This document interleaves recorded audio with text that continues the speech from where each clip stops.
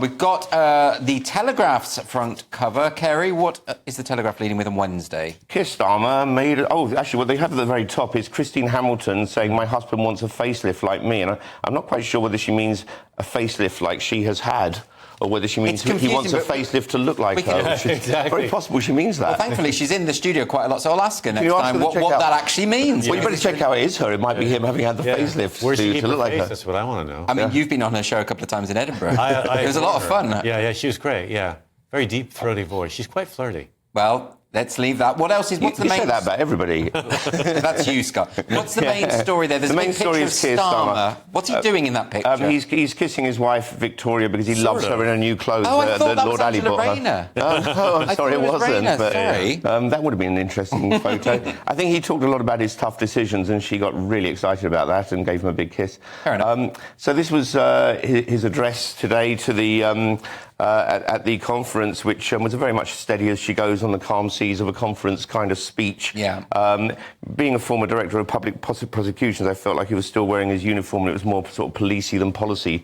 There wasn't, in fact, much on policy at all. I don't think that, but some sort of nods to what Labour is now about. And of course, he's being covered a lot for a slip of the tongue, in which he said about Gaza releasing the sausages. But he corrected that fairly fast and fairly... I thought he could have... Yes. He didn't have the comedic instinct to play with it a bit longer, of them saying, oh, we're going to give you back your sausages, and Israel saying, well, we can't have it, it's pork, and them saying, we don't do pork either, and we don't like it because it's wolves. There was lots he could have done there. I mean, the hostages are meat, after all, so, I don't think it would have suited him, though. Now, the thing about this is, it's impressive, Carey, that you've actually listened to the rest of his speech, because, frankly, the sausages gaff seems to have dominated the entire thing, and, the fact that he said, we need a return of the sausages. But as Carey says, it's just a slip of the tongue. I mean, that is all it is. I think he was hungry. That was the problem. Yeah, maybe that's what it was. They should have fed him. Was it the slip of the tongue, Tongue, maybe? A kind of a meat-related thing. Do sometimes. But maybe it was... Casings, caskets. It's hard. You confuse sausages with sausages all the time anyway. It is a strange... slip of the tongue, if that's what it was. It was a strange... Well, obviously, I think it was I bet he was backstage before going, don't say sausage. Don't say sausage. Don't say sausage. Whatever you do, and then it just came out. Listen, whatever he does at this point, it's not... I mean, his ratings are plummeting. The recent poll, the Savanta polls, had him as down 28 points among Labour voters. Oh, sure. And then down 26 among voters in general. I mean, these figures are bad. Why? Do they know what people's main... Well, there's all sorts of reasons. There's the way that he's handled the riots. Right. There's the heavy-handed stuff. Also taking away the winter fuel allowance isn't very popular, of course. The stance on free speech, the ditching of the Higher Education Free Speech Act. I mean, all sorts of things that they're doing that are just deeply unpopular. I look forward to a chilly winter. I'm trying to lose a little bit of weight. Well, there's that. Yeah, exactly. Slim down to last year's outfit. I thought it was just generally a pretty bland speech, and well delivered, but bland, but fairly unmemorable, and I've already forgotten it. Well, thank God for the gaff then. Yes. At least now it's the sausage. That's all that stands. Yes. We're going to go straight to The Guardian now, where Labour have a solution for the trans women in female jails debate.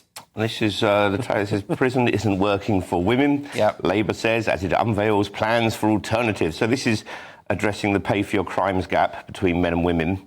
And basically, prison doesn't suit them, apparently. They don't look good in it. They don't like it. They don't like the prison garb. I think stripes don't really work. They fatten you and so on. They still wear fight. It is. Yeah, exactly. Is the point that they don't get rehabilitated, that the process just doesn't work for women? In fact, isn't this article suggesting that they are more likely to escalate in terms of criminality once that's the thing. Okay, that's what the article is saying, and also they're more likely to self-harm.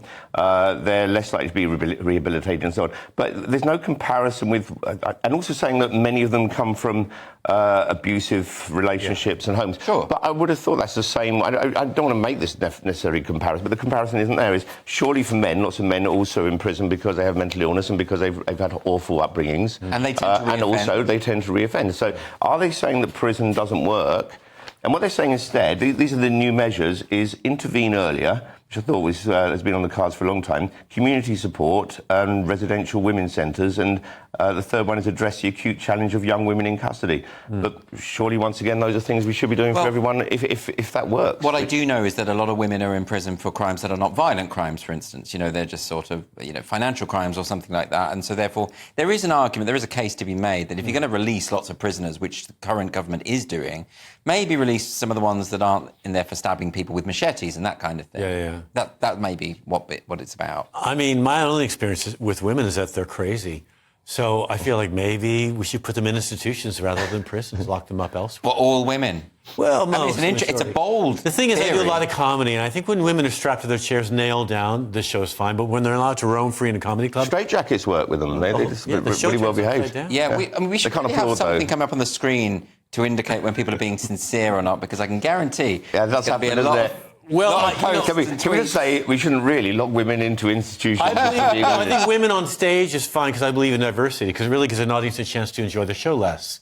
But if you put them in the audience, then the whole thing, it just starts mirroring each other. I'm going to leave now, so I'm not associated with the show anymore. Carey, it's too late. Yeah, you're really? in the I'm image. in now. It's too late. Oh, no. Yep, it's you and Scott. I'd love to tour with a woman, but I want the show to be good. I don't agree with anything. I don't want to blame the audience. It's not their fault. So let me guarantee that this section's going to be clipped. Women are I'm great. staying out of I it. love women. They're so good. And they should not go to prison at all, no matter what they do. Never. No, I'm saying put them in an institution, not a prison. I think I made that point. OK, with mail again now. And Scott, has Germany discovered an uncomfortable truth? As it turns out, the police work. Who'd have thought? Especially in Germany, right? The federal police have decided that they're going to post themselves at borders to control border control, to control who comes in the country. And actually, that cuts down on crime and reduces the amount of illegal immigration. They've turned away lots of illegal immigrants. They have a lot. In the last week, they've been doing this for a week. And they're saying, it's only been a week, but they're saying that already crime rates are being affected positively. 17 extremists were identified, 114 arrests happened, 640 people were turned back,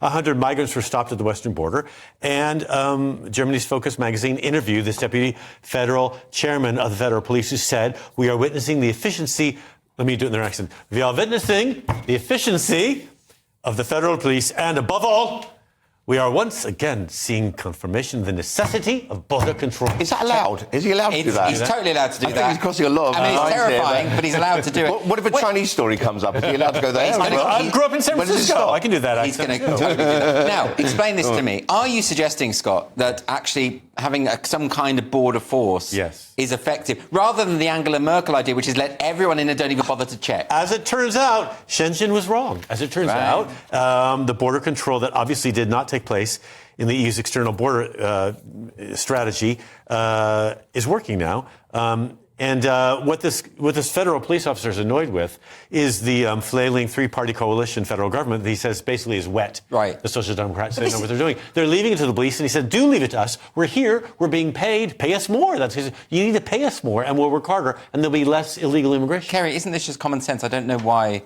people wouldn't have expected this to work. Like if you leave your windows and doors open, you're more likely to get burgled. Sure. That kind of common sense. So this was, it was the Schengen scheme, which was, and this only happened 5 days ago. I know. With tremendous criticism as well. And in that time, they took 900 unauthorised entries, which I'm kind of the opinion that it's entering into a country is a bit like entering into a body. There should be consent, and these are unauthorised, so non-consensual entries into a country. Yes.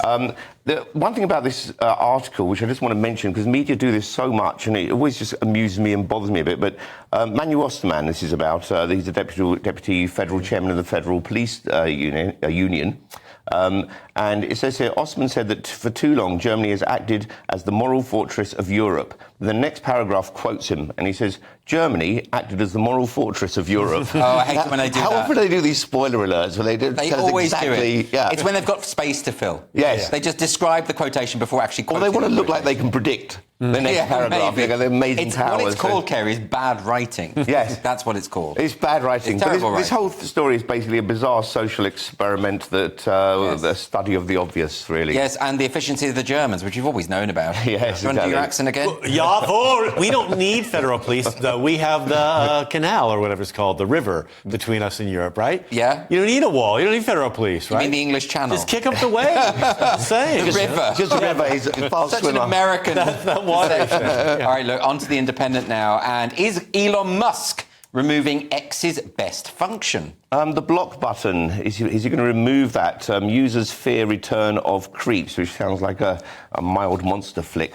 I believe from a look through the story, I believe what it is, not removing the block button so much as you'll be able to block people, but they're not blocked from still seeing your posts because they're public. Yeah, but this is the thing. The fear, you know, a lot of people are saying, look, there's lots of stalkers online. There's a lot of unpleasant people who are monitoring various accounts. Transphobia. There's all of that going on. And it's fun. It's fun to block people. It's really fun to go, you're blocked, and just winds them up of really freak. Oh, it's great. But I've seen you freak out when people block you. You have a total meltdown. No, the other way around. Oh, right. But what I think is interesting about this is he's not actually stopping you from blocking. I mean, the big issue with blocking is that people can post stuff under every post you say, troll you. But that's not going to... You can still block people and they still won't be able to interact with your tweets. All it means is that they can see your tweets. But they can do that anyway because they will have other accounts. I argue that could be more fun. It's like sending someone to Coventry, isn't it? Yeah. Because I can block you. You still see me now talking about you. Exactly, because then you can say, oh, I've just blocked this person. What an idiot. Yeah. And then you know they can see it and that's going to really wind them up. And you're not going to stop an idiot, are they? This is even funnier.